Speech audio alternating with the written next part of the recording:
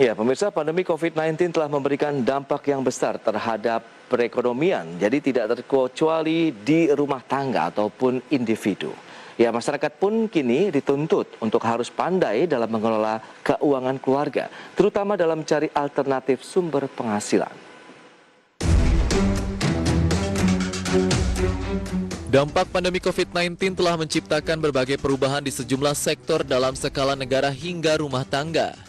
Survei Badan Pusat Statistik mengenai dampak COVID-19 terhadap pelaku usaha di bulan Juli tahun 2020 menyebutkan mayoritas pelaku usaha mikro dan kecil atau UMK dan usaha menengah dan besar atau UMB atau sekitar 82,85% perusahaan melaporkan penurunan pendapatan. Kondisi yang terjadi pada perusahaan tersebut tentu akan berdampak terhadap penghasilan para pekerja yang pada akhirnya akan ikut mempengaruhi pendapatan rumah tangga atau keluarga. Sementara survei kolaborasi antara UNICEF, UNDP, Prospera, dan The Semeru Institute menunjukkan mayoritas rumah tangga mengalami penurunan pendapatan selama pandemi COVID-19 atau 74,3% dari seluruh rumah tangga pada Januari 2021. Oleh sebab itu penting merancang keuangan untuk memenuhi kebutuhan tambahan tanpa mengganggu keuangan pribadi maupun keluarga saat pandemi seperti sekarang ini. Sejumlah perencana keuangan menyarankan agar menata kembali cara mengatur keuangan di era new normal. Salah satunya adalah pembaruan dalam pencatatan aset yang dimiliki, berapa banyak simpanan dan utang yang dimiliki, serta jumlah pengeluaran bulanan yang harus dikeluarkan. Sehingga dengan melakukan financial check-up ini, kita bisa mengetahui sebenarnya sejauh mana kondisi keuangan. Berbagai sumber IDX Channel. Baik pemirsa, untuk membahas tema kita pagi ini sudah tersambung melalui line Zoom bersama dengan Bapak Ferry Chandra Gunawan, beliau adalah Financial Planner. Ya, selamat pagi Pak Ferry. Halo, selamat pagi Mas Pras, apa kabar? Ya, baik. Bagaimana juga dengan kabar Pak Ferry ini dengan kondisi COVID-19 yang saat ini? Semoga masih dalam kondisi sehat. Iya, kondisi saya sudah sehat. Saya juga kemarin sempat kena loh Mas Pras. Oke. Iya. Tapi sekarang saya udah recover. Oh, berarti menjadi salah satu penyintas juga nih untuk COVID-19 ya? Ya, kalau katanya dapat gelar tambahan Mas Pras. Oke. Nah, bicara mengenai kondisi COVID-19, kemudian juga Mas Ferry juga sudah merasakan begitu ya dampaknya terkena COVID-19. Tentu ini akan banyak mempengaruhi secara psikologis, kemudian tentunya terhadap kondisi keuangan keluarga. Begitu mungkin bisa dijelaskan terlebih dahulu nih begitu. Seperti apa sih dampak COVID-19 bagi keluarga di Indonesia? Ya, sebelumnya juga saya mau ucapkan untuk yang Bapak Ibu saat ini pemirsa IDX Channel sedang mengalami ya, kita semua sama-sama mendoakan agar bisa cepat sembuh kembali dan berkumpul dengan keluarga ya. Ya, amin. Nah memang dampaknya ini terhadap keluarga khususnya finansial itu cukup besar, terutama bagi orang-orang yang memang terkena dampak langsung, entah itu secara kesehatan dan juga secara finansial, misalnya kehilangan pekerjaan atau misalnya salary-nya diturunkan dan seterusnya, Mas Pras.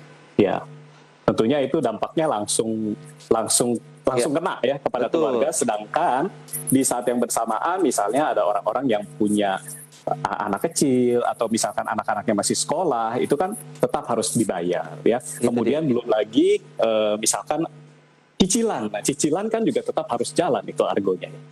Nah, menyikapi kondisi seperti itu berarti kan memang harus ada biaya rutin atau biaya wajib yang harus dikeluarkan setiap bulan bagi keluarga di Indonesia maupun individu kalau kita bicara mengenai mereka juga yang terdampak COVID-19 begitu, dengan adanya mungkin mengalami kondisi dirumahkan di rumah begitu oleh perusahaan atau bahkan ada yang terkena pemutusan hubungan kerja. Nah, bagaimana sikap begitu, apa yang harus dilakukan oleh mereka yang terdampak oleh COVID-19 dari sisi pekerjaan yang mereka harus rasakan?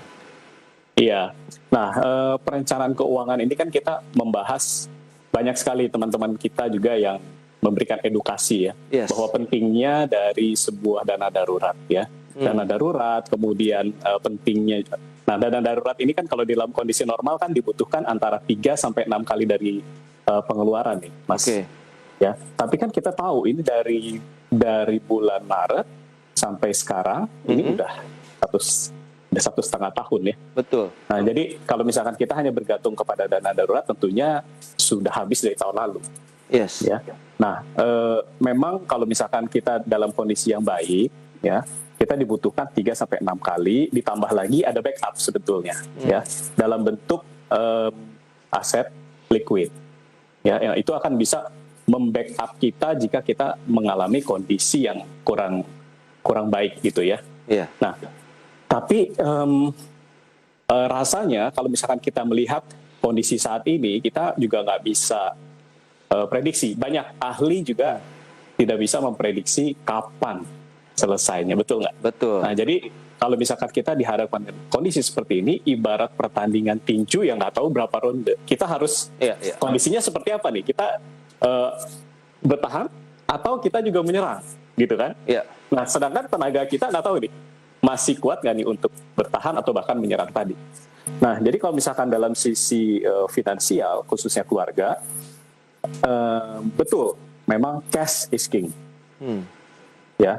Nah, tetapi kita pun perlu tahu, ya, ini dengar dari motivator handal ya, Iya. wah, Pak Tung, Pak Tung ya waktu itu. Pak Tung Desem ya? Betul, Pak Tung Desem dahsyat ya. Iya, iya. Nah, kata Pak Tung ini gini, ya, cash is king, tapi cash flow is king kong, gitu. Wah, ini maksudnya apa nih? Jadi kita perlu menciptakan cash flow dalam rumah tangga ini, Mas Pras. Iya. Ya.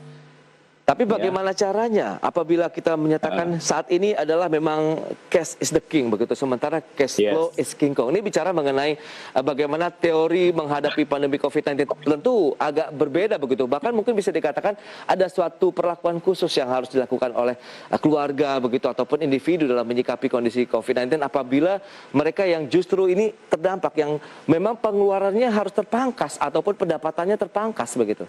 Betul. Ditambah lagi, Mas, kita juga kan harus tinggal di rumah. Iya, betul. Kita juga takut kan terpapar, betul. Ya, jadi mau tidak mau kita pun harus menjaga diri kita dan keluarga dengan, apalagi ditambah dengan PPKM, tentu kita harus juga diam di rumah, ya. Nah, jadi untuk menciptakan cash flow ini, Mas pernah dengar nggak ini?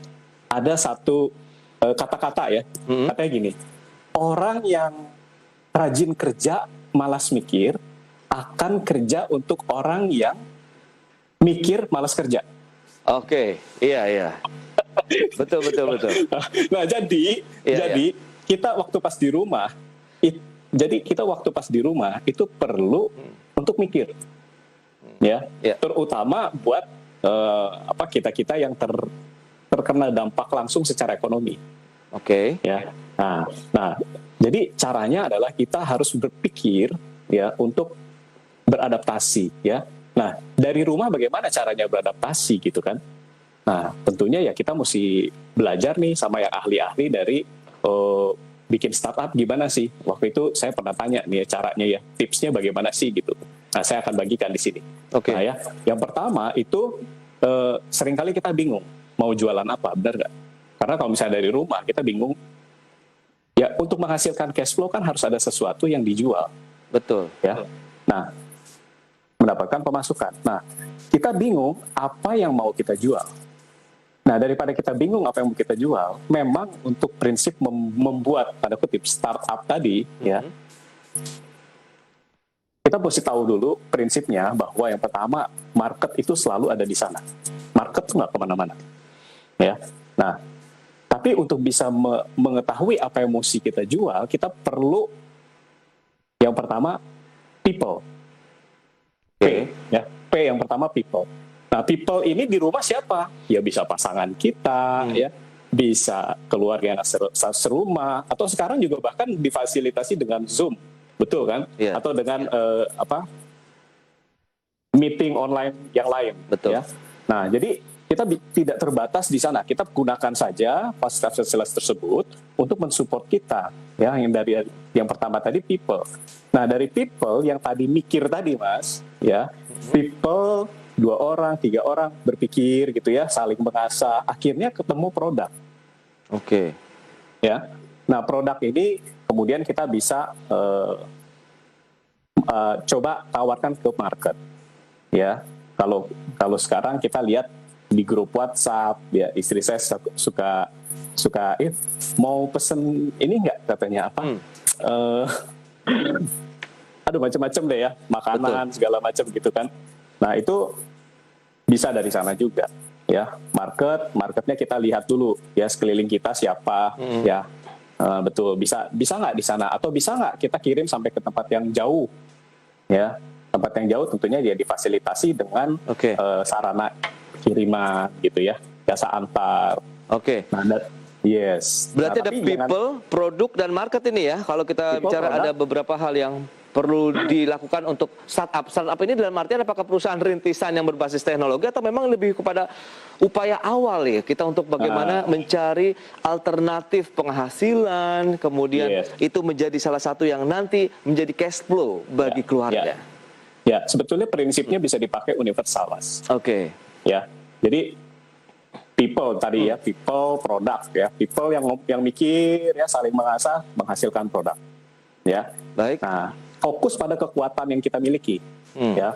Nah, akhirnya menghasilkan produk. Kemudian dari produk itu kita lihat marketnya. Marketnya ini perlu diedukasi dulu atau misalnya bisa langsung. Kalau saran saya di masa darurat kayak begini, kalau tadi kan kita pikir dana darurat, nah sekarang kita harus berpikir bisnis darurat nih, harus untuk hasilkan cash flow ya.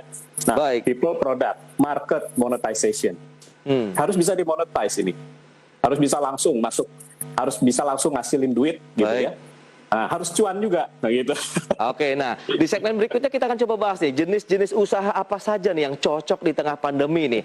Mas Ferry, kita akan bahas nanti ya di segmen berikutnya, kita akan jeda dulu sebentar. Dan pemirsa kami